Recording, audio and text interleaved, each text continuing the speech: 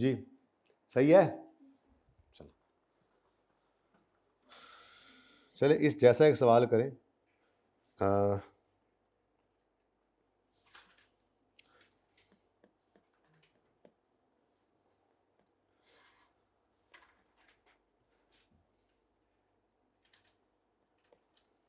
आ जाए जी page number 65। ये कौन सा टॉपिक? हाँ, पेज 65 पे क्वेश्चन नंबर 23 है। ये जल्दी से करें, 2 मिनट है आपके पास, जल्दी करें। ऐसा ही सवाल है, मैंने इसलिए उधर वो सवाल बना दिया ना ताकि 2 सवाल एक जैसे हो जाए। ये एक ही था ना, तो वहाँ पे 2 अब एक मैंने करवा दिया, एक आप कर लेंगे। जल्दी करें, जल्दी शाबाश। काफ़ी अटेंडेंस है वैसे अल्हम्दुलिल्लाह, 70% तक हैं बच्चे।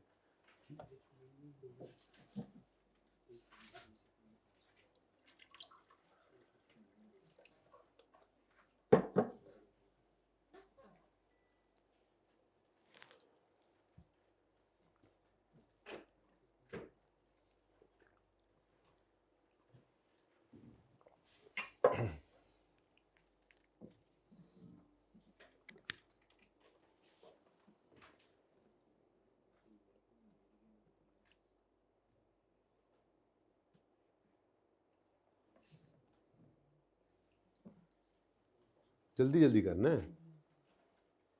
नकतो नकदी प्रैक्टिस करें। कल इंशाल्लाह जब आप ख़वातीनो हज़रात तशरीफ़ लाएंगे तो कल हम जो सवाल कर रहे होंगे उसमें इनकम स्टेटमेंट बैलेंस शीट दोनों बनेंगे। बस बुनियाद के लिए सिर्फ मेरे पास आज का ही टाइम है, कल से तो फिर फुल फ्लैज सवाल है। और ये पास प्रैक्टिस है, पहले दिन इनकम स्टेटमेंट इतनी ही देर करवाई जाती है, इकट्ठा सवाल पहले दिन करवाएं तो फिर चारों टायर ऊपर हो जाते हैं। तो ये आज के लिए इतना ही होगा कंसोलिडेशन में, लेकिन बुनियाद बन जाएगी। कल फिर इंशाल्लाह फुल फ्लैज क्वेश्चन करेंगे जिसमें बैलेंस शीट भी बनाएंगे, इनकम स्टेटमेंट भी बनाएंगे, और जितना काम आज तक हमने किया वो सारा रिवाइज होगा दोबारा। सारी एडजस्टमेंट्स, वही गुडविल वाली, वही आपस की सेल परचेज, सब कुछ सब कुछ।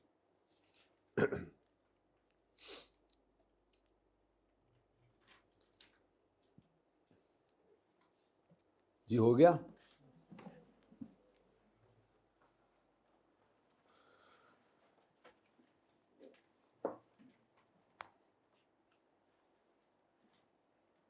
मिटा रहा हूँ मैं।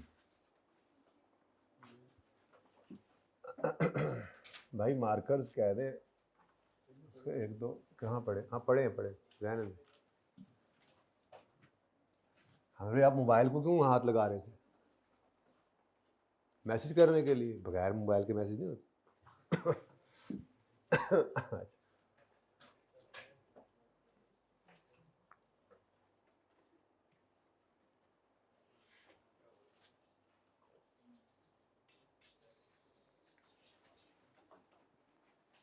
जाओ यार को ब्लैक मार्कर चंगा जाए पाए कटे नहीं फिर भी। अच्छा जी, ले जी शुरू करते हैं काम।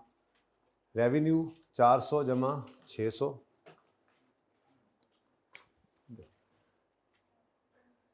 P group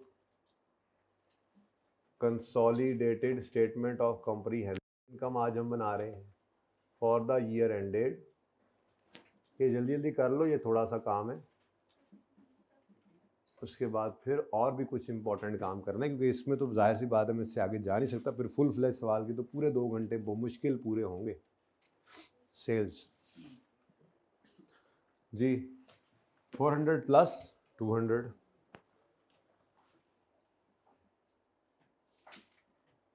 next cost of sales 250 जमा 100,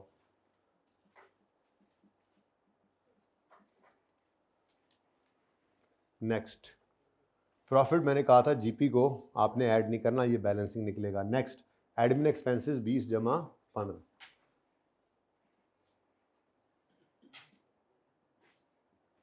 20 जमा 15, और उसके बाद हमारे पास आ जाएगा नेट प्रॉफिट। अच्छा जी, और कुछ करने वाला काम जो रह गया हो?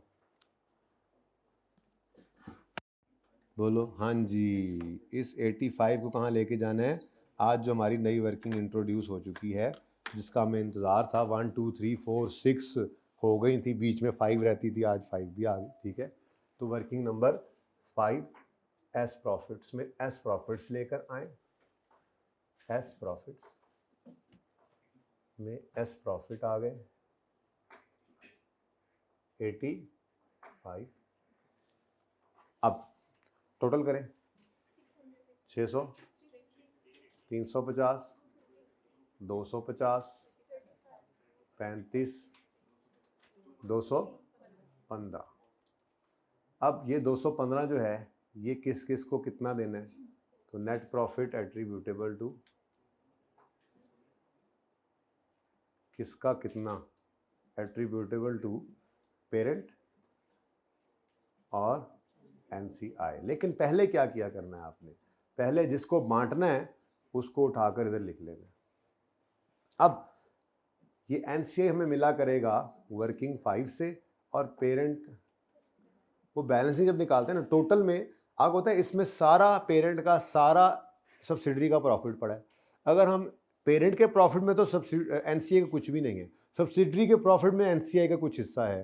तो अगर हम इस सारे में से वो हिस्सा निकाल दें जो सब्सिडरी में एनसीआई का हिस्सा है, तो बाकी फिर सारे का सारा सब्सिडरी का भी पेरेंट को ही जाना है, ग्रुप का ही है, ठीक है। और पेरेंट का अपना तो है ही पेरेंट। तो तरतीब ये चल रही है। अब हम इधर आए एस प्रॉफिट वाली वर्किंग में। हमने कहा इसमें सीआरई जो है उसको तो साइड पे कर दो, जरूरत नहीं पड़ती हमें, ये ऑटोमेटिकली निकल आता है ना, ऑटोमेटिकली जब बैलेंसिंग निकालते हैं तो, ठीक है, इसलिए इसको यहाँ पे यूज नहीं करते। हाँ, एनसीआई 85 में कितने परसेंट एक्वायर किया जी?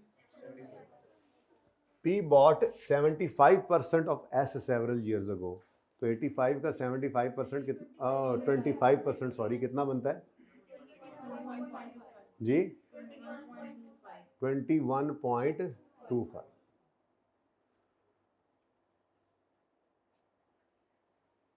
ठीक है जी। तो 21.25 इधर लाकर लिखो, और बैलेंसिंग लो जी। समझ आ रही है कुछ? Question number 23, page number 65। एक और मार्कर तैयार कर ले शहजादे, चंगा जी। ध्यान जी, ठीक है, बस साइड इधर उधर मुझे दे दो, मुझे दे दो, फिर आप पढ़ो।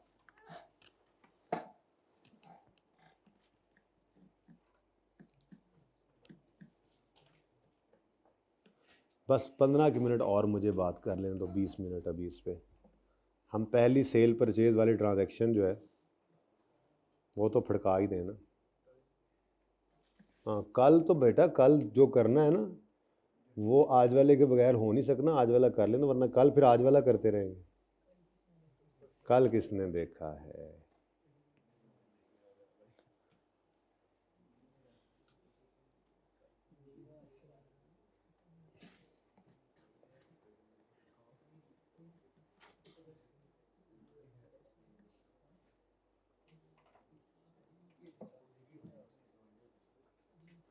ले जी, पेज नंबर 6 पे आए वापस। याद है आपको पहली एडजस्टमेंट यहीं से पढ़ी थी हमने, आपस की सेल परचेज वाली, ठीक है ना? वापस आ जाए। सेल परचेज आपस की इनकम स्टेटमेंट के सवालों के अंदर ज़रा देखना है कैसे डील करते हैं, ठीक है। तो पेज 6 पे इलस्ट्रेशन 1 है। ऐसे करेंगे नहीं सवाल जैसे अभी मैं आपको ये करवाने लगा हूँ, ठीक है, लेकिन अभी पहला दिन है, समझाने के लिए ये काम मैं इस तरह से करके दिखा रहा हूँ। वो तरतीब यही होगी जैसे सिखाया ना 2 सवाल। कल इंशाल्लाह जब सवाल करेंगे ना फुल फ्लेज, तो बिल्कुल तरतीब यही होगी। लेकिन अभी ज़रा मैंने आपको आपस की सेल परचेज वाली एडजस्टमेंट के बारे में थोड़ा सिखाना है जी। पेज 6 पे आ गए सारे। Subsidiary purchased goods costing 10 and sold to parent for 12। Parent sold the goods in same year for 15। ठीक है जी। तो SP पेज नंबर 6 पर इलस्ट्रेशन 1 है।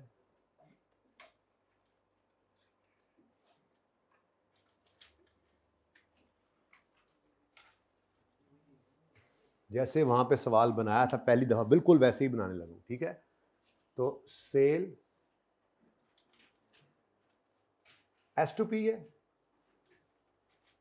बोलो यार, देखो ना, सब्सिडरी परचेज गुड्स, तो पहले सब्सिडी और फिर पेरेंट को रख लें, हालांकि नॉर्मली पेरेंट ही पहले गिवन होता है सवालों में, लेकिन चलो अब सवाल ऐसे ही है ना, ठीक है, जरा इजी समझ में आ जाता है। तो SP जी, सब्सिडरी ने चीजें खरीदी, लेस करते थे हम इसमें से कॉस्ट ऑफ सेल, और वो कॉस्ट ऑफ सेल ऐसे गिवन होती थी, opening stock, purchases, closing stock, और उसके बाद GP. Subsidiary purchase goods costing 10, ये समझ में आती है, subsidiary purchase goods costing 10 and sold it to parent for 12, and sold it to parent for 12, sale की इसने, तो इसकी क्या बन गई, परचेज, बल्कि इसको मैं यूं लिख दूं अगर, and sold it to parent for 12, ये 12 मैंने क्यों ब्लू किया है, ये आपस की सेल परचेज है, 12 रुपए की चीज सब्सिडरी ने पेरेंट को बेची है, इसने जो बाहर से 10 की खरीदी, ये आपस की परचेज, बाहर से आउटसाइड वर्ल्ड से परचेज की थी, ठीक है। अच्छा आगे, parent sold the goods in same year for 15, और पेरेंट ने इसको बाहर की दुनिया में कितने का बेच दिया, 15 का, ये तो बाहर की दुनिया को बेचा है जी 15, गॉट इट। अच्छा अब कोई ओपनिंग स्टॉक था जी, कोई ओपनिंग स्टॉक नहीं था, कोई क्लोजिंग स्टॉक नहीं है, तो अगर ये डिब्बा लगा दें आप कॉस्ट ऑफ सेल का, तो डिब्बा क्या बता रहा है कि कॉस्ट ऑफ सेल कितनी है 10 और जीपी कितना है 2, ठीक है जी। अच्छा उसके बाद इधर भी कुछ नहीं बचा, और इसका जीपी कितना आ गया 12, और प्रॉफिट 3 का आ गया। ये सेपरेट फाइनेंशियल स्टेटमेंट्स आपके सामने पर्चे में हुआ करेंगी, बातें ना करना यार अब प्लीज, बस कर दो। ये सेपरेट फाइनेंशियल स्टेटमेंट्स आपके पास हुआ करेंगी, इसको बिल्कुल उसी तरतीब पे करना है जैसे मैंने अभी आपको 2 सवाल करवाए हैं, लेकिन फिलहाल मैं आपको कुछ समझाने लगा हूं, इसलिए ज़रा देखिएगा इधर। यहाँ पे मैं एक एडजस्टमेंट का कॉलम डाल रहा हूँ, और फिर मैं consolidated statement of comprehensive income पे पहुंचूंगा। अब मेरा सवाल, आज के सवाल के अंदर आपस की सेल परचेज नज़र आ रही है, अगर मैं इस 15 जमा 20 जमा 12 जमा 15 27 को यहाँ लिख दूँ तो क्या ये सही होगा? ये सही क्यों नहीं है? क्योंकि इसमें आपस की सेल नज़र आ रही है, आपस की सेल को तो हम नहीं दिखा सकते। अब वो जो हम आज तक बैलेंस शीट के सवाल सिर्फ जब कर रहे थे, तो हम जो सोल्ड की फिगर को इग्नोर करते आए थे, आज हमें उसकी भी ज़रूरत पड़ेगी। आज हमने क्या करना है, यहाँ पे हम लिखा करते थे ना, एक वर्किंग किया करते थे, तो वर्किंग 1 जैसे होती थी, ठीक है, तो वर्किंग में हम क्या लिखते थे, ये S2P है, और बोलो इसमें सोल्ड कितना, सोल्ड कितना है, सोल्ड कितना है, सोल्ड S2P बताना है 12, वेरी गुड। सोल्ड कितना है 12, अनसोल्ड 0, तो अनसोल्ड का प्रॉफिट भी कितना 0। आपको पता लग गया, अब अगली इलस्ट्रेशन की बारी आ रही है, उसमें तो ये भी आ जाना, लेकिन चलो पहले आते समझ लो, आगे सोचना शुरू कर देते हैं जी। आपस की सेल भी आज मसला है। अब हम क्या करेंगे, हम ये क्या करेंगे कि हम कंसोलिडेशन करते हुए आपस की सेल में से 12 और परचेज में से 12 लेस कर दिया करेंगे। ये एडजस्टमेंट कंसोलिडेशन की एडजस्टमेंट है। असल में ना मसला क्या है, फर्क समझिए, अगर आप ये ना भी करते तो प्रॉफिट पे असर नहीं पड़ना था, प्रॉफिट तो फिर भी सेम रहना ना, एक ने सेल रिकॉर्ड की, दूसरे ने परचेज भी तो रिकॉर्ड की हुई। अगर आप प्रॉफिट की बात करें तो प्रॉफिट कितना आ रहा है अभी भी 3 और 2, इसको जगाना जरा, 3 और 2, प्रॉफिट कितना आ रहा है 3 और 2, यानी प्रॉफिट पे कोई असर नहीं पड़ना था। इसीलिए तो बैलेंस शीट के सवालों के अंदर जाके हम इसको लिफ्ट नहीं कराते थे, जो सोल्ड की फिगर, सेल की फिगर, सोल्ड की फिगर को नहीं कहते थे, हम कहते थे एक की सेल दूसरे की परचेज। प्रॉफिट पे क्या असर पड़ना है? प्रॉफिट पे तो कोई असर नहीं पड़ा होगा। प्रॉफिट तो 5 का ही बनता है जो इन्होंने कमा लिया बाहर की दुनिया से। सही है ना? यानी आप इसको ऐड करो 27 आएगा, तो यहां पर फिर क्या आएगा? 22 आएगा। तो 27 माइनस 22 5 ही आना है। लेकिन जब हम इनकम स्टेटमेंट बनाना शुरू करते हैं तो अगला मसला आता है। वो मसला क्या है? इनकम स्टेटमेंट का बूथा खराब हो जाता है। अगर आप ये एडजस्टमेंट नहीं करेंगे तो सेल की फिगर 27 पे नजर आएगी और परचेज की फिगर 22 पे। ये दोनों ही सही नहीं है। Sales face of income statement गलत हो गया, खराब हो गया, सही नहीं रहा, तो इसलिए हमें ये काम करना पड़ेगा। किया क्या वैसे बाय द वे? हमने सेल में से और कॉस्ट ऑफ सेल में से इसको डिडक्ट किया। ठीक है, तो यहां जब हम इनकम स्टेटमेंट के सवाल किया करेंगे, बड़ी इंपॉर्टेंट एडजस्टमेंट है। ठीक है, पहले एडजस्टमेंट करवा दी। तो इस 12 को क्या करेंगे? डिडक्ट करेंगे। Deduct from sales and deduct from cost of sales. ये दो काम हमने करने। ठीक हो गया? सही है। उसके बाद फिलहाल आगे प्रॉफिट का तो मसला है नहीं, अनरियलाइजेबल तो अगली एग्जांपल में आना है। अब मुझे बताओ क्या हो जाएगी हमारी कंसोलिडेटेड फाइनेंशियल स्टेटमेंट की शक्ल? 15, यहां पर 10। अब इधर देखो, बाहर की दुनिया, ये देखो ना, ये सब्सिडरी थी जिसने बाहर की दुनिया से 10 रुपए की चीज खरीदी थी, आगे पेरेंट को 12 की बेची थी, पेरेंट ने आगे बाहर की दुनिया को ये 15 की बेची थी। अब ग्रुप तो ये पड़ा है, तो मसला तो इस 12 का है। मसला तो ये आपस की सेल परचेज है ना। ठीक है, जो बाहर से खरीदी थी वो ग्रुप के लिए कॉस्ट थी 10 रुपए, और जो बाहर बेच दी वो ग्रुप के लिए सेल है 15 रुपए। तो आप गौर फरमाएं तो 15 रुपए ही सेल नजर आ रही है और 10 रुपए ही कॉस्ट नजर आ रही है, कॉस्ट नजर आ रही है, परचेज नजर आ रही है। ठीक है, तो फिर इसको कंप्लीट करें अगर, तो प्रॉफिट पे तो असर पड़ना नहीं है, लेकिन इनकम स्टेटमेंट का सवाल करते हुए इनकम स्टेटमेंट की शक्ल को मुंह को भी सही करना जरूरी है। ठीक है, इसका मुंह बन जाएगा वरना। तो कितना आया जी? 10, और टोटल क्या आ गया जी? 5। ये ऐसे नहीं करेंगे, एडजस्टमेंट का कॉलम नहीं डालते, ये हम ऐसे बस जब चल रहा होगा ना तो यूं करके सेल, जब कंसोलिडेटेड बनाएंगे तो यूं करेंगे 12 जमा 15 माइनस 12, ऐसे करके चलेगा। ठीक है ना? सही है, नोट फरमा लें इसको।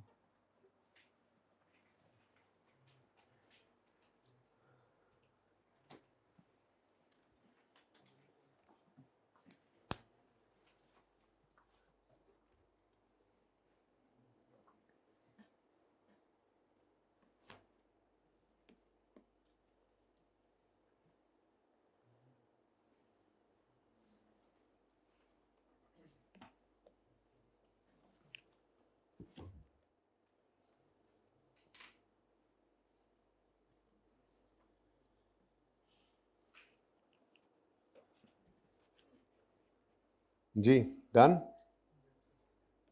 पेज 7 पे आए फिर।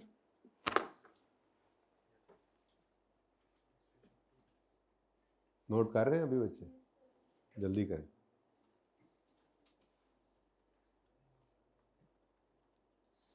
इन्हें कर लिया नोट, वो कोशिश करके सेपरेट फाइनेंशियल स्टेटमेंट्स तो बनाएं जुमला पढ़ के।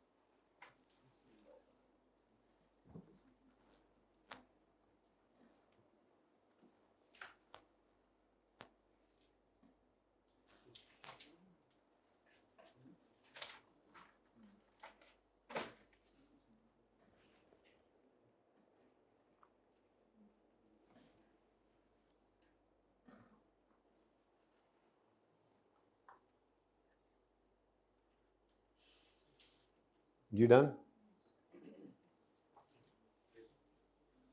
तो मैं मिटा नहीं रहा, अगला देखें।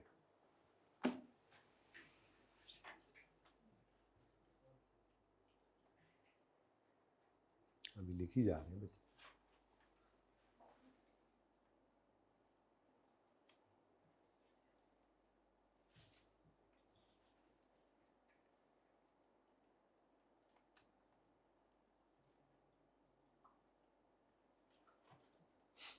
जी subsidiary purchase goods costing 10 and sold to parent for 12, वही सेम सवाल है। Illustration 2,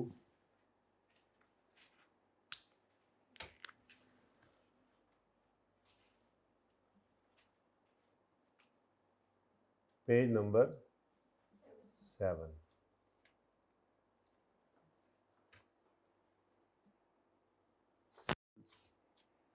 less cost of sales, opening stock, purchases, closing stock और gross profit.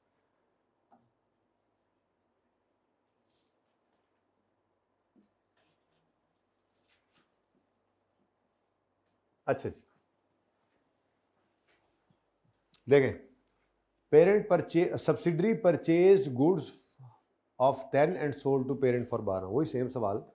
Subsidiary purchased for 10 and sold it to parent for 12, तो वो उसकी cell बन गई और पेरेंट की परचेज बन गई।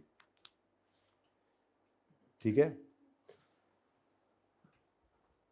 ओह, parent did not sold the goods till the year end, parent ने ये नहीं बेची, आगे नहीं बेच पाया। ठीक है, तो सारे का सारा अब क्लोजिंग स्टॉक में पड़ा हुआ है। बनाओ डिब्बे, बताओ जी, कॉस्ट ऑफ सेल 10 आ गई, प्रॉफिट 2 का, कॉस्ट ऑफ सेल 0 आ गई और प्रॉफिट भी 0।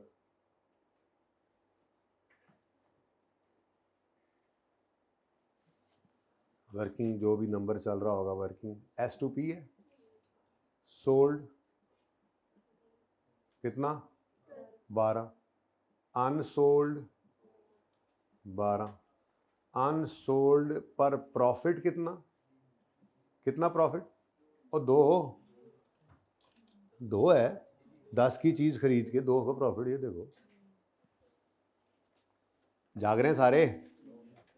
नो सर, फिर तुम्हें कैसे पता मैंने पूछा है जाग रहे हो सारे?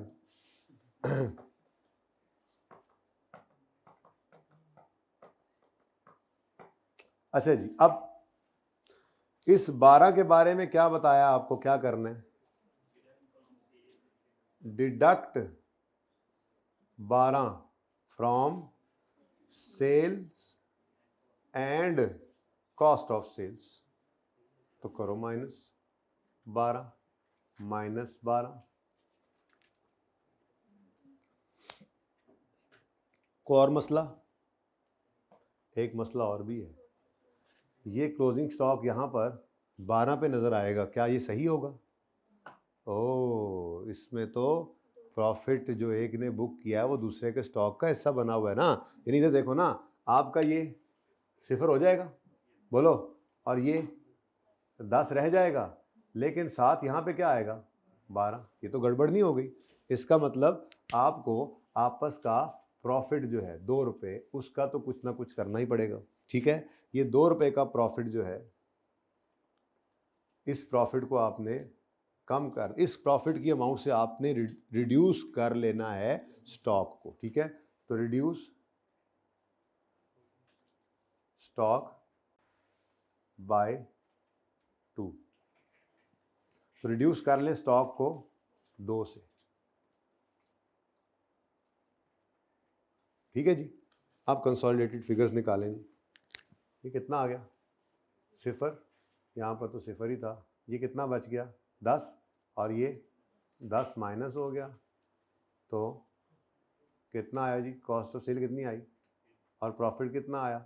अल्हम्दुलिल्लाह, हम बिल्कुल सही कह रहे हैं, जब तक ये ग्रुप से बाहर नहीं बिक जाती चीज़ें, ये प्रॉफिट तो रियलाइज़ हुआ ही नहीं है।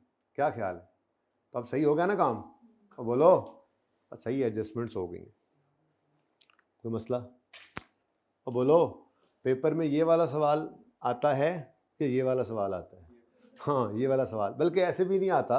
असल में अगली कहानी जो कल बताऊंगा वो ये है कि हमें पेपर के अंदर कॉस्ट ऑफ सेल की फिगर गिवन होती है। ये जो आपने अभी 2 सवाल देखे, इस तरह से सवाल होते हैं। ऐसे opening stock plus purchase less closing stock नहीं होता, वरना ज़िंदगी आसान होती कि आपने सेल में से सेल, परचेज में से वही सेल की फिगर, परचेज और सेल में से माइनस की, और प्रॉफिट जो अनरियलाइज के ऊपर जो ये जो प्रॉफिट की फिगर है अनसोल्ड के ऊपर जो प्रॉफिट है अनरियलाइज प्रॉफिट जो है इसको आपने स्टॉक में से माइनस करना होता है। तो इस तरह की तो प्रेजेंटेशन होती है अगर हमारे सवालों में, तो फिर तो मसला ही कोई नहीं था। तो इस दो की जो रिडक्शन वाली बात है, ये दो जो है, ये दो इसकी जर्नल एंट्री ये मैं आपको सिखाने लगा हूँ। ये सीखने के लिए ज़रा आपको एक छोटी सी एग्जांपल देखनी पड़ेगी। ऐसे ही मिसाल के तौर पे बचपन में भी आपने देखा होगा कि मिसाल के तौर पे आपकी सेल है जी 100 रुपये, लेस करते होते हैं आप इसमें से कॉस्ट ऑफ सेल, तो ओपनिंग स्टॉक आपका पड़ा हुआ है जी लेट से 10 रुपये, और परचेजेज हैं आपकी जी 75 रुपीज़ की, और क्लोजिंग स्टॉक आपका नज़र आ रहा है जी 15 पे। तो कॉस्ट ऑफ सेल्स कितनी बन रही हैं ज़रा देख के बता दें जी। कॉस्ट ऑफ सेल 70 और प्रॉफिट कितना आ गया फिर 30। अच्छा, अब मिसाल के तौर पे आपसे कहा गया कि जी देखें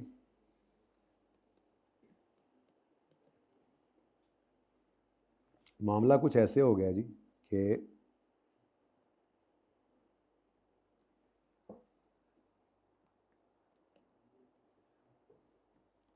मामला कुछ ऐसे है जी कि आपका जो स्टॉक है ना उसकी ये कॉस्ट पे पड़ा है, और उसकी एनआरवी मिसाल के तौर पे, मैं छोड़ दिया कंसोलिडेशन, मैं तो बचपन में वापस चला गया आपको, ठीक है। इसकी एनआरवी जो है वो 15 से नीचे आ गई है और 12 रुपये है। तो आप क्या किया करते थे, आप क्लोजिंग स्टॉक को 12 पे ले आते थे, लोअर ऑफ कॉस्ट और एनआरवी। जब यहाँ पे 12 लिखते हैं तो बताओ आंसर क्या आता है, 60 ओपनिंग स्टॉक 100 कर दिया, सॉरी जी, ये 10 है जी, 10 तो सेम रखना है जी, 73, और प्रॉफिट ये क्या हुआ, ये हुआ क्या, ये क्या हुआ, क्लोजिंग स्टॉक को आपने किया कम। यहाँ पे रिड्यूस करते हैं ना, तो मैं वो एग्जांपल समझा रहा हूँ। क्लोजिंग स्टॉक को आपने किया कम, तो उसकी वजह से कॉस्ट ऑफ सेल बढ़ गई।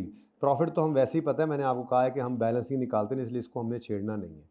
यानी हम प्रॉफिट के ऊपर इस एडजस्टमेंट को नहीं हिट करते होते, बल्कि हम ऊपर कॉस्ट ऑफ सेल पे इसको हिट कर देंगे, बैलेंसिंग फिगर प्रॉफिट आती है उस पर खुद ब खुद असर चला जाता होता है, ठीक है ना। तो अब ये एंट्री क्या बन रही है, हमने क्लोजिंग स्टॉक को करना है कम, जाग के बैठे, बड़ी अहम बात हो रही है, हमने क्लोजिंग स्टॉक को करना है कम, और क्लोजिंग स्टॉक का हर असर कॉस्ट ऑफ सेल पे जाता है, तो आंखें बंद करके दूसरा इंपैक्ट किस पे डाल देंगे, कॉस्ट ऑफ सेल पे, ठीक है। तो इसकी जो जर्नल एंट्री बनेगी वो जर्नल एंट्री ये बनेगी कि आप स्टॉक को कर देंगे क्रेडिट, कितने से, 2 से, और कॉस्ट ऑफ सेल्स को कर देंगे डेबिट 2 से। ये फिर मैं कल बताऊंगा मजीद भी, क्योंकि ये ना बहुत आसान सिचुएशन है। ये नहीं होती सिचुएशन, तो ये होती है सिचुएशन कि आपके सामने कॉस्ट ऑफ सेल होती है, ठीक है, तो वो कॉस्ट ऑफ सेल को आपने हिट कराना है। अब वो फिर हम देख लिया करेंगे, ये कॉस्ट ऑफ सेल है, ये मतलब जब बैलेंस शीट का सवाल करेंगे, बल्कि बात छोड़े, बैलेंस शीट का सवाल कल जब आएगा इनकम मिलकर तो फिर देखेंगे। फुल फ्लैश सवाल कल करना है, पूरी तैयारी के साथ आना, लेकिन इस बुनियाद के बगैर कल फिर तो डायरेक्ट आपको पता है एक बैलेंस शीट का फुल फ्लैश सवाल शुरू होगा, वो ख़त्म करेंगे, फिर उसके बाद इनकम स्टेटमेंट बनाएंगे, तो इतनी ज़्यादा चीज़ें फैली हुई नज़र आएंगी। ईद पे छुट्टियों में जो पढ़ा था वो भी भूला पड़ा होगा, तो कोई एक आधा सवाल जो आखिरी सवाल किया था आपने, ये जो क्वेश्चन हमारे चल रहे हैं तरतीब में, उसमें जो होमवर्क वाला सवाल था 1 या 2 थे, वो कर लेना कम से कम, ताकि थोड़ा रवानी में आ जाओ, ठीक है ना। जिन्होंने होमवर्क कर लिया उन्होंने तो बहुत अच्छा किया, ओके। तो ये सवाल वही वाले होंगे, लेकिन अब हम फुल फ्लैश सारी एडजस्टमेंट्स के साथ, मैंने छुट्टी नहीं दी, सारी एडजस्टमेंट्स के साथ हम बैलेंस शीट के साथ साथ बैलेंस शीट खत्म करके फिर इनकम स्टेटमेंट का सवाल किया करेंगे, ठीक है। ये सिर्फ मैंने आपको थोड़ी सी जो है वो डिस्कशन ये कर दी है कि आपस की सेल परचेज की जो ट्रांजैक्शन होती है, जब इनकम स्टेटमेंट का सवाल आएंगे तो उसमें हम इस सोल्ड की फिगर को भी पकड़ा करेंगे, और इसको क्या करेंगे, डिडक्ट कर देंगे सेल में से भी और परचेज में से भी, फिलहाल तो यही, ठीक है, या कॉस्ट ऑफ सेल में से मैंने लिखा हुआ है, सॉरी चलें, तो कॉस्ट ऑफ सेल में से भी एक ही बात है, ओके। और अगर अनसोल्ड का प्रॉफिट होगा तो उसको स्टॉक, उससे स्टॉक को कम करना है हमने, तो उसकी एंट्री आपको सिखाई है cost of sale debit stock credit, ठीक है। कंसोलिडेशन को अब यहीं पर रोकते हैं, क्योंकि अब फुल फ्लैश सवाल ही है जो आगे हो सकता है, और आ जाएं अब जो छोटे मोटे काम छोड़े हुए थे जो करवाने थे। रजिस्टर बंद करने शुरू कर दिए। दसो यार, पढ़ने नहीं आए आप लोग, इतवार मार के आए और क्या करते हो? चुप कर जाओ। और ये ज़रूरी काम है, ये करने हैं, ये कंसोलिडेशन ज़्यादा ज़रूरी है ताकि कल हमारे पास कोई ऐसे छोटा मोटा उधार बाकी ना हो। कल क्लास जो है वो 9:05-10 पे शुरू करनी पड़ेगी, तब कहीं जाके 50 मिनट पे शायद सवाल पूरा हो। ठीक है, तो आप लोग सारे बच्चे 9 बजे यहाँ पे शार्प मौजूद होइएगा। ठीक है, ओके। इंतज़ार करना बेहतर है बाद में पछताने से। लिखा नहीं होता देर से पहुँचना ना पहुँचने से बेहतर है जी। ये वो बात नहीं है, ये वो बात है कि टाइम से पहुंचना बाद में पछताने से बेहतर है। ठीक है, थोड़ा इंतज़ार करना बाद में पछताने से बेहतर है। ओके, आ जाना। फुल फ्लैश सवाल वो काबू में नहीं आता फिर वरना। हाँ, आज छुट्टी देता हूँ, बस 5-7 मिनट 10 मिनट कुछ तो था यार, बहुत काम पेंडिंग है यार। फिर पार्ट भी किस दिन करना पड़ेगा प्लीज़। अच्छा, कितने नहीं यारो, ठेरी शेरी किधर गई हो? ये बस थोड़ी सी थेरी पढ़ा दूँ, थोड़े से MCQs हैं, एक आधा सवाल है, आधा घंटा और पढ़ना है आपने, फिर छुट्टी है आपकी। ठीक है,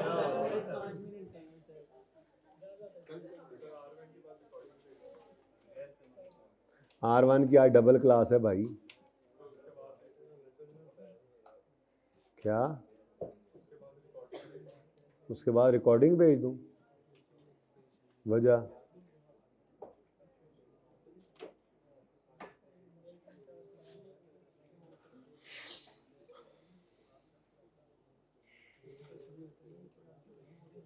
अच्छा जी सुने,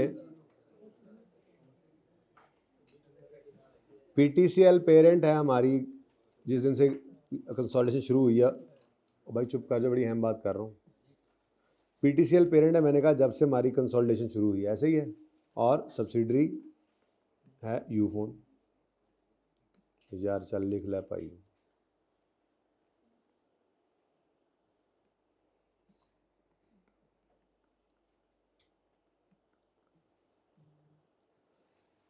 कौन सी ऐसी सिचुएशन है जिसमें PTCL यूफोन को कंसोलिडेट ना भी करे तो काम चलेगा? थोड़ा पहले हमने कुछ बात ऐसी पढ़ी थी या बाद में पढ़ी थी शायद, ये all subsidiaries to be included, सब सब्सिडरीज को कंसोलिडेट फंड में मस्ट है कि इंक्लूड किया जाए, कोई माफ़ी नहीं है।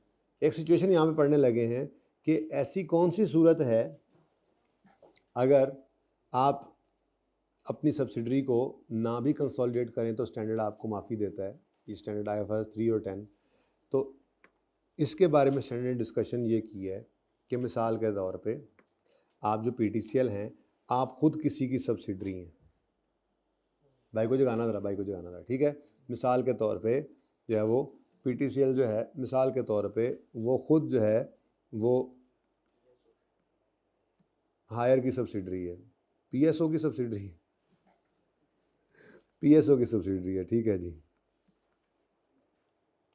ठीक है, होली है या पार्टली है, लेट्स से पार्टली ओन्ड है, कुछ 80% PSO ने जो है वो PTCL को एक्वायर किया हुआ है। ठीक है, तो एक तो पहली शर्त क्या है, पहली शर्त क्या है, ये लाल में शर्तें लिख रहा हूँ कि आप खुद PTCL खुद किसी की सब्सिडरी है। दूसरी शर्त ये है कि जो 80% PTCL को PSO ने एक्वायर किया हुआ है, तो इसका मतलब 20% फिर किसी और का भी होगा।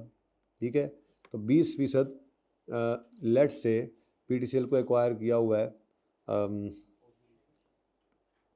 ACB ने। ठीक है, ACB कौन है? ठीक है, राशिद खान, कौन, किसने ऐसी बॉलिंग की है? गुलबदीन PTCL का 20% ओनर है गुलबदीन। ठीक है जी, अच्छा सुनो ना, बात तो सुनो जी, इधर देखो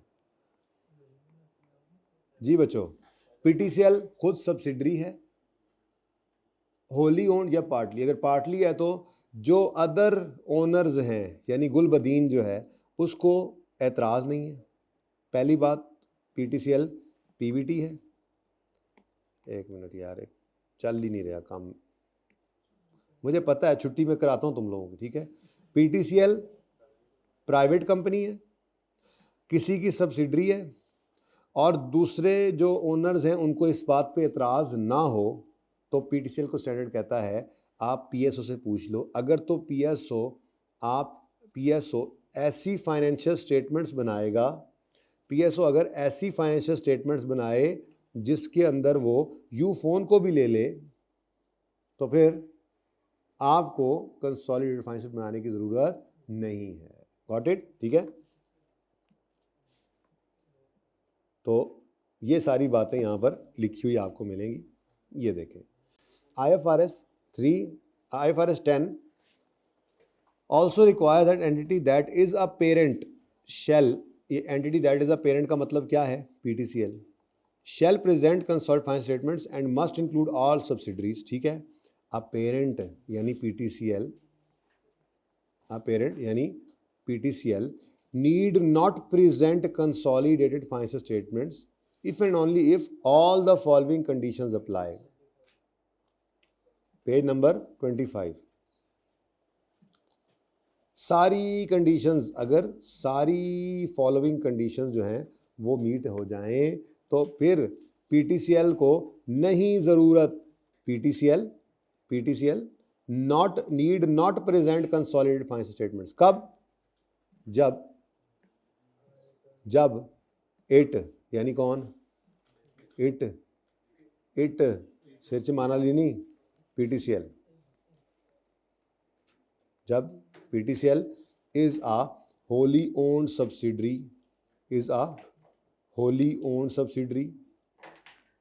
किसकी?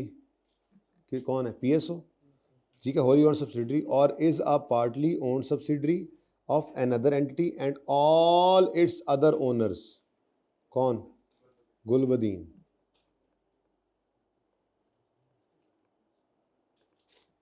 Including those not otherwise entitled to vote, जो कि वोटिंग पावर नहीं भी रखते, उनको भी शामिल करके हैव बीन इन्फॉर्म्ड अबाउट, उनको हमने बता दिया है कि जी हम कंसोलिडेटेड फाइनेंशियल स्टेटमेंट नहीं बना रहे, and do not object to, और उनको कोई एतराज़ भी नहीं है, द पेरेंट नॉट प्रेजेंटिंग, के वो के पीटीसीएल कंसोलिडेटेड फाइनेंशियल स्टेटमेंट्स ना बनाए। यानी कि असल में ना हमने क्या किया है, ये ज़रा ब्लू वाला डिब्बा देखना, ये वाली कंसोलिडेशन करने से हमारी बचत क्यों हो गई कि लाल वाली कंसोलिडेशन होने लगी है। लेकिन उसके अंदर पहली शर्त उन्होंने क्या बताई कि पीटीसीएल जो है वो होली ओन्ड सब्सिडरी है, यानी कि पीटीसीएल, पहली शर्त क्या है? पहली शर्त क्या है? पीटीसीएल खुद किसी की सब्सिडरी है। दूसरी शर्त, जो दूसरे ओनर्स हैं उनको कोई एतराज़, उनको बताया गया है कि हम कंसोलिडेशन नहीं करेंगे, उनको कोई एतराज़ भी नहीं है। और तीसरी शर्त, its debt or equity instruments are not traded in a public market or foreign stock exchange or over the counter market including local, मतलब वो क्या है? पीवीटी है या अनलिस्टेड है। पब्लिक हो सकती है लेकिन अनलिस्टेड है। ठीक है, तो ये तीसरी शर्त आ गई, यूँ समझ लें। ठीक है, चौथी शर्त, इट डिड नॉट फाइल और in the process of filing financial with the securities for the purpose of issuing any class of instruments. वही वाली बात के ना तो वो लिस्टेड है ना वो किसी प्रोग्राम में है। ठीक है, और इट्स अल्टीमेट पेरेंट कौन है? और any intermediate parent produces financial statement. Ultimate parent कौन है जी? पीएसओ। वो क्या कर रहा है? प्रोड्यूस कर रहा है financial that are available for public use and comply with IFRS in which subsidiaries are consolidated और are measured at fair value through PNL in accordance with IFRS. ठीक है जी, यानी कि बातें क्या हुई, फिर कहाँ पहुंची बात? सबसे पहली बात कि पीटीसीएल खुद सब्सिडरी है और पीटीसीएल के जो अदर ओनर्स हैं, ठीक है, अगर हैं तो उनको बताया गया कि पीटीसीएल कंसोलिडेशन नहीं कर रही, उनको एतराज़ भी नहीं किया। ठीक है, और पीटीसीएल पीवीटी है या अनलिस्टेड है और कोई प्रोग्राम भी नहीं है उनका लिस्टिंग का। और चौथी शर्त, ये लाल वाला बाहर का डिब्बा है। क्या मतलब? अल्टीमेट पेरेंट या कोई इंटरमीडिएरी को पेरेंट भी हो सकता है, पीएसओ से पहले भी अल्टीमेट पेरेंट उससे ऊपर हो सकता है। ठीक है, यानी कि इससे ऊपर कोई और पेरेंट भी हो सकता है, लेकिन पीएसओ अगर बना रहा है तो कोई अल्टीमेट या इंटरमीडिएट पेरेंट जो है वो फाइनेंशियल स्टेटमेंट्स कंसोलिडेटेड वाली बना रहा है जिसके अंदर उसने इन दोनों को ले लिया है, तो फिर पीटीसीएल को इजाजत है कि वो इनकम वो फाइनेंशियल स्टेटमेंट्स कंसोलिडेट ना भी करे। पहली बात उन्होंने भी यही की है कि IFRS 10 also require entity that is a parent shall present consolidation must include all subsidiaries, ये पहले उसने कहा, लेकिन फिर यहाँ पे आगे कहा पीटीसीएल को कब माफ़ी है? जब पीटीसीएल खुद सब्सिडरी है, जब पीटीसीएल खुद सब्सिडरी है और उसने बता दिया है गुलबदीन को कि हमने फाइनेंशियल स्टेटमेंट नहीं कंसोलिडेट करनी, और उसने कोई एतराज़ भी नहीं किया है, और ये पीवीटी है या पब्लिक अनलिस्टेड है, और पीएसओ जो है वो फाइनेंशियल स्टेटमेंट बना रहा है जिसके अंदर वो सबको ले लेगा, तो ऐसी सूरत में पीटीसीएल को माफ़ी है कि वो कंसोलिडेटेड फाइनेंशियल स्टेटमेंट्स ना प्रेजेंट करे। ये एक माफ़ी है। ठीक है जी, इस पिक्चर को बेशक ले ले और इसको पढ़ें। अब जल्दी करें, बाद में पढ़ें, मतलब अभी, मतलब बाद में पढ़िएगा, पिक्चर ले ले, बाद में इसको आप पढ़ लीजिएगा, मैं ये कह रहा हूँ। ये पॉइंट अब क्लियर है? ओके, इंपॉर्टेंट पॉइंट था, ज़रा मुश्किल है वैसे। चलें आगे।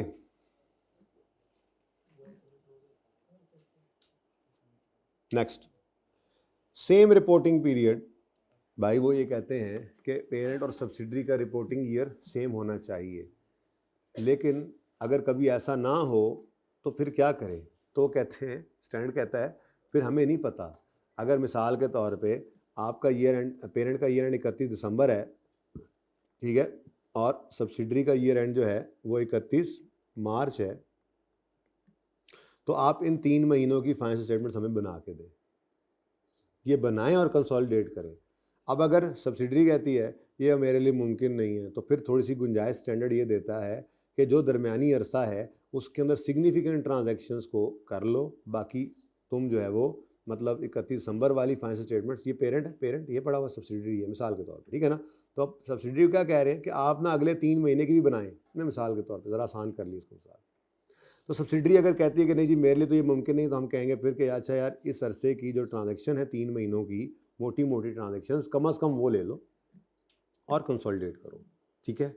लेकिन एट एनी कॉस्ट ये 3 महीने से ज़्यादा अरसा नहीं हो सकता, ये मैक्सिमम 3 महीने तक ही जा सकता है, ठीक है ना। इससे ज़्यादा नहीं करना आपने, ये जो आप इंटरमीडिएटरी टाइम डाल रहे होते हैं बीच में, ठीक है जी। ओके डन, सही है।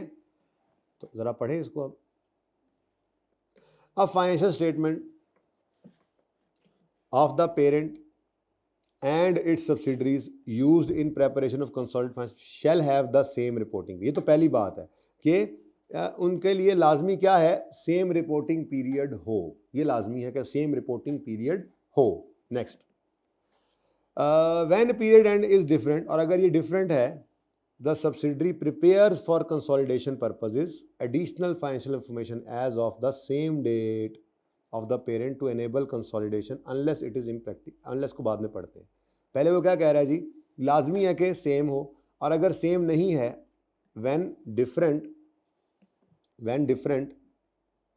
the subsidiary prepares additional information as of same date as the financial statements of the parent to enable the consolidation. ठीक है जी, इसको बीच में से काट दें, ऐसे समझ नहीं आ रही। डन जी, सही है। अब अगली बात, लेकिन कभी ऐसा भी हो सकता है कि सब्सिडी हाथ खड़े कर दीजिए मेरे लिए मुमकिन नहीं है। तो पहली बात क्या है, सेम रिपोर्टिंग पीरियड होना चाहिए। नहीं है मिसाल के तौर पे पेरेंट का रिपोर्टिंग ईयर एंड 31 दिसंबर है और सब्सिडरी का 31 दिसंबर है, 31 मार्च, फ़र्क है, तो हम क्या कहेंगे, सब्सिडरी चलो इन 3 महीनों की फाइनेंशियल इंफॉर्मेशन बना के दो, और वो बनाएंगे, ठीक है। या तो सेम हो पीरियड, या डिफरेंट है तो सब्सिडरी इस पीरियड की फाइनेंशियल इंफॉर्मेशन बना कर दे। और अगर ये इम्प्रैक्टिकेबल है तो फिर क्या करें, if it is impracticable to do so, subsidiaries most recent financial statement, जो मेरी एग्जांपल में 31 दिसंबर है, may be used with adjustment of significant transactions and events. In any case, ये इंपॉर्टेंट बात है, in any case the difference between reporting dates shall be no more than 3 months and the length of reporting period and any difference between dates of finance shall be the same from यार इसको छोड़ो बस, ठीक है जी। अब आपका MCQ 49 भी हो सकता है। MCQs मैंने दिए थे होमवर्क में, किसी बच्चे ने सारे किए, वो वाले मैंने लिखवाए थे, कौन कौन से करने हैं MCQs, इसके साथ साथ जो लिखे हुए थे। चले मैं फिर एक दफ़ा चेकलिस्ट भी बनाता हूँ। अच्छा, ये 0.5 हो गया था, 6 हो गया था, 7 पढ़ लिया था आपने, तो बोलो 8 को छोड़ दिया था, 9 करा दिया था, 10 सिंपल एक्विजिशन डेट क्या है, जब इफेक्टिवली कंट्रोल ऑब्टेन करें, और ये अभी नहीं करना, ये हम इंशाल्लाह फिर किस दिन करेंगे, ठीक है। Okay done. अच्छा, अब MCQs कौन कौन से आपने करने थे ये ज़रा चेक कर लें, अगर इनमें से कोई रहता है या नहीं हुआ तो मैं वो डिस्कस कर दूँ। MCQ मैंने आपको 47, 48, 49, 51, 53, 54, 6 और 12 कर लो। इनमें से कोई अगर रहता है तो वो कर लें, अगर सारे हो गए हैं तो अच्छी बात है, किसी मसला है तो वो पूछ भी सकते हैं। जी बेटा, बेटा फिर पेरेंट का ईयर एंड 30 जून है ना, तो मसला तो सब्सिडरी का है। सब्सिडरी का ईयर एंड क्या है? दिसंबर है। तो फिर 3 महीने वो उनको सेम ग्रुप है ना, उनको सेम करना चाहिए, फिर उनको भी अपना ईयर एंड बदल लेना चाहिए। अगर डिफरेंट रखना भी तो मैक्सिमम 3 महीने तक स्टैंडर्ड कहता है कि हो, और उसमें भी फिर सब्सिडरी को दरमियाने अरसे की फाइनल मैंने छुट्टी दी है। तो यार एक तो पता नहीं तुम कौन लोग हो यार, ये जिसने बैग बंद किया है ना, आप इसकी छुट्टी बंद है, ये आज FAR 1 की डबल क्लास लेके जाएगा। मैं देखता हूँ कैसे जाते हो तुम लोग। कुंडी लाओ पान।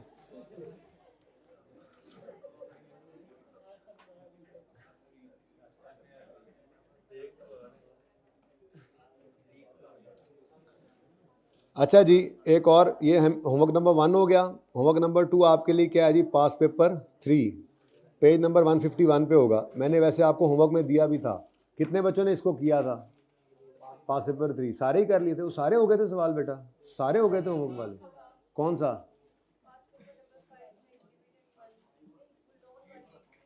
हाँ, वो तो मैंने फिर बाद में, इसीलिए मैं भाग गया था उस पॉइंट से। वो जो सवाल था ना, वो उसमें 2 पॉइंट्स ऐसे थे जो डिस्कस होने वाले थे, वो इंशाल्लाह जब करूँगा तभी होमवर्क दूंगा। ठीक है जी, तो चलो ठीक है, फिर एक और सवाल होमवर्क में कर रहा हो अगर तो दिया हुआ है, जिन्होंने किया हुआ वो मौज करेंगे।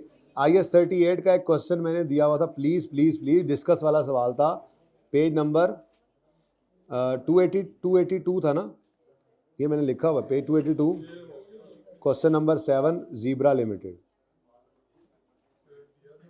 जी ये होमवर्क में दिया था, ये डिस्कस वाला सवाल है, जिसने किया हुआ है वो किल करेगा वेज, जिसने नहीं किया वो करके आएगा। अल्लाह हाफिज़, जाओ।